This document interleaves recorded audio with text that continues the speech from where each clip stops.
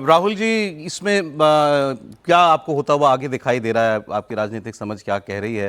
भाई विजय को नंबर तो बहुत कम चाहिए, मतलब इन परिस्थितियां ऐसी हैं कि ये दो तीन छोटी पार्टियों के पास ही वो उसके साथ ही मुमकिन है। देखिए, एक तो गवर्नर का रोल जो है निंदनीय है इसमें।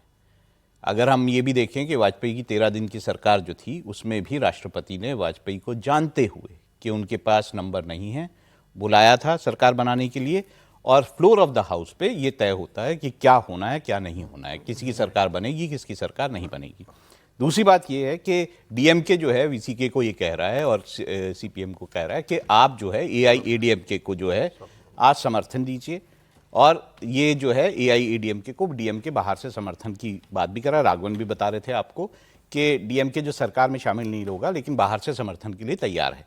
तो ऐसे में अगर ऐसी परिस्थिति बनती है तो एक ऑप्शन जरूर दिखाई देता है कि एआईएडीएमके सरकार बनाए और बाकी जो दल मैंने बात की वो जो है बाहर से समर्थन करें। अभी आपने डीएमके, मैं जो जानना चाह रहा हूं कि ये जो 6 विधायक जिन 3 पार्टियों के पास हैं, इनको क्या डीएमके चाहेगा कि ये समर्थन करें या ना करें? देखिए, डीएमके वीसीके तो डीएमके का लाई है ना, तो उस पे सारी भी डीएमके के अलाई।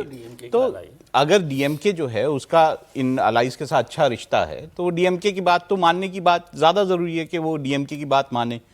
लेकिन ये तो देखिए हर पार्टी को अपना तय करना होता है, उनको क्या मिल रहा है, कि उनको किस तरह के पद दिए जा रहे हैं या उनको किस तरह की जो चीजें दी जा रही है, इस पर बहुत कुछ डिपेंड करेगा कि विजय अपनी जो पूरे पत्ते हैं वो कैसे खेले। ठीक, आप कुछ बोल रहे थे? हाँ, मैं ये कह रहा था, कल भी इस पर बात हुई थी, एसआर मुंबई केस को लेकर के बात हुई थी और सरकारिया कमीशन की रिपोर्ट के बाद में उस समय मैंने एक चीज़ कहा था कि देखिए, बनी हुई सरकार में यदि उसको विश्वास मत प्राप्त करने के बाद में होता तो उसमें गवर्नर के पास जाने की आवश्यकता नहीं थी। लेकिन संविधान के अंदर यदि आप देखेंगे कि राष्ट्रपति को भी अपने विवेकाधिकार प्राप्त नहीं है। यदि स्पष्ट कहें कि विवेकाधिकार प्राप्त है, एक्सप्लिसिट जिसे कहते हैं कॉन्स्टिट्यूशनल मेंशन करता है, तो आर्टिकल 163 या आर्टिकल 167 के अंदर ये गवर्नर को अधिकार है। सरकार बनाने का मैं कल भी कह रहा था, ये सुनिश्चित करना आवश्यक है कि आपके पास बहुमत है या नहीं है। यदि कोई अल्पमत का है और यदि वो उसको मौका दे दिया जाता है तो कल जाकर के वो जिसे कहते हैं खरीद फरोख्त हो गया, और ऐसा नहीं है कि खरीद फरोख्त ऐसा होने का मौका नहीं दिया गया है। दूसरी बात, सरकार एसआर मुंबई केस के बाद भी एक घटना घटी है कि भाई KR नारायणन ने कहा कि आप पत्र नहीं, आप ओरल समर्थन नहीं, हमको रिटन पत्र चाहिए। और आपको याद होगा कल भी हम लोगों ने जिक्र किया कि जयललिता का कैसे रिटन पत्र नहीं आया था और कैसे सुब्रमण्यम साहनी ने पंगे लगाए थे उसमें। मूल बात यह है कि अभी उनके पास कोई बहुमत का आंकड़ा नहीं दे पाए हैं, और गवर्नर का रोल आप उसे निंदा कर लीजिए।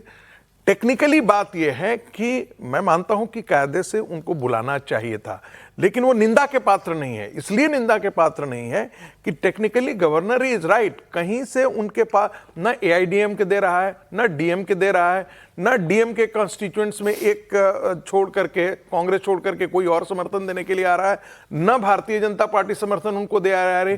तो बहुमत उनके पास नहीं है। ये नहीं, वो तो ठीक है सर, वो बात एक्चुअली मैं तो अब गवर्नर की ज्यादा बात करना भी बनाने के लिए ये बहुमत सुनिश्चित करना, मैं कह रहा हूं कि मैं तो दूसरी पॉलिटिकल, ये कवायद वो बुला लेते विजय को तो उसके बाद भी करनी पड़ती है, उनको नंबर तो जुटाने ही पड़ते ना फ्लोर पर साबित करने के लिए।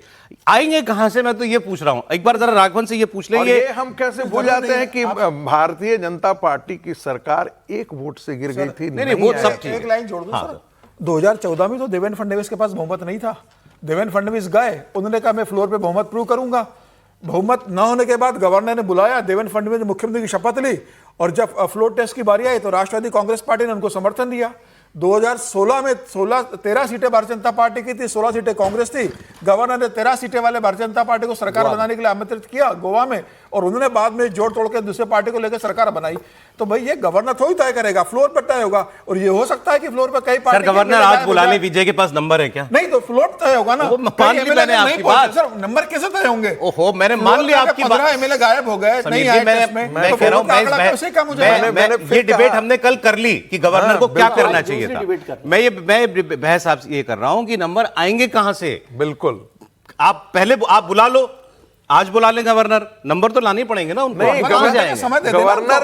गवर्नर ने उनको कहा है कि गवर्नर सुन लीजिए, गवर्नर ने उनको कहा कि हम किसी दूसरी पार्टी को न्योता देने नहीं जा रहे हैं। हाँ, आप मैनेज करके ले आइए। बीएल संतोष बात जी का खत्म बयान होती आया है। अभी कि वक्त बताएगा कर्नाटक में तमिलनाडु में सरकार कौन बनाएगा। तो भारतीय जनता पार्टी के राष्ट्रीय संगठन महामंत्री बोल रहे हैं जिनका वहां पर एक एमएलए, या तो ये कह रहे हैं कि गवर्नर साहब कहेंगे भारतीय जनता पार्टी के एमएलए को आइए आप सरकार बनाइए और आपको 5 साल का समय देते हैं। प्लेयर है सर, प्लेयर बीजेपी इसमें है। एक एमएलए का प्लेयर, एक एमएलए वाला प्लेयर होगा। देखिए मतलब एक MLA हो क्या रहा है, को देखिए सरकार इसमें सर बनाएगा। एक देश में कांग्रेस और भी मुख्यमंत्री बना है। कांग्रेस के पास 5 हैं, बीजेपी के पास 1 है। 234 की विधानसभा है। इसमें आपने बड़े बिट प्लेयर लगते हैं दोनों, ठीक है, लेकिन दोनों नेशनल पार्टियां हैं और 2 ही नेशनल पार्टियां हैं वहां पर जो अलग अलग खेमों में हैं। एक बीजेपी की सारी कोशिश ये होगी कि कम से कम कांग्रेस के साथ समर्थन की सरकार ना बन जाए और बाकी सबकी कोशिश ये है कि किसी भी तरीके से बीजेपी का हाथ जो है पंजाब की सरकार के ऊपर किसी भी सूरत में, माफ कीजिएगा, तमिलनाडु की सरकार में नहीं होना चाहिए। ये डीएमके एडीएमके वाली जो कहानी चल रही है इसमें कितनी सच्चाई है राघवन? मतलब कोई एक्चुअली सीरियसली ले रहा है इस बात को कि ये दोनों पार्टियां भी एक हो सकती हैं? देखिए इसमें सौरभ एक लाइन की कहानी यह है कि कोई एक बिजनेसमैन है बहुत बड़े जो एआईडीएमके के एक बड़े नेता के बहुत करीबी हैं। उन्होंने ये ऑफर किया है कि अगर एआईडीएमके सरकार बनाना चाहती है तो वो डीएमके के साथ बैठकर बात कर सकते हैं क्योंकि उनका बिजनेस इंटरेस्ट डीएमके के भी कुछ बड़े नेताओं के साथ में है। वो जब खबर बाहर आई तो उसके बाद एक बड़ा यहाँ पर अटकलों का बाजार गर्म हो गया कि डीएमके और एआईडीएमके जो है वो साथ आकर सरकार बनाना थी। दोनों का कॉमन इंटरेस्ट सिर्फ इतना ही है कि दोनों विजय को यहाँ पर सीएम बनते हुए नहीं देखना चाहते हैं। लेकिन ऐसे में क्या ये पॉसिबल है कि वो सारे घटक दलों को अपने साथ एकजुट रखकर, जिसमें अगर हम वहाँ की बात कर ले, एनडीए अलायंस की बात कर ले, तो बीजेपी को उनको हटाना होगा, ये तो बहुत तय है। उसके अलावा पीएमके के 4 विधायक हैं, एएमएमके का 1 विधायक है। क्या एएमएमके का 1 विधायक इस तरफ स्विच नहीं हो सकता है? सब लोग जो है अभी बिल्कुल कह सकते हैं कि वेट एंड वॉच की पोजीशन में है।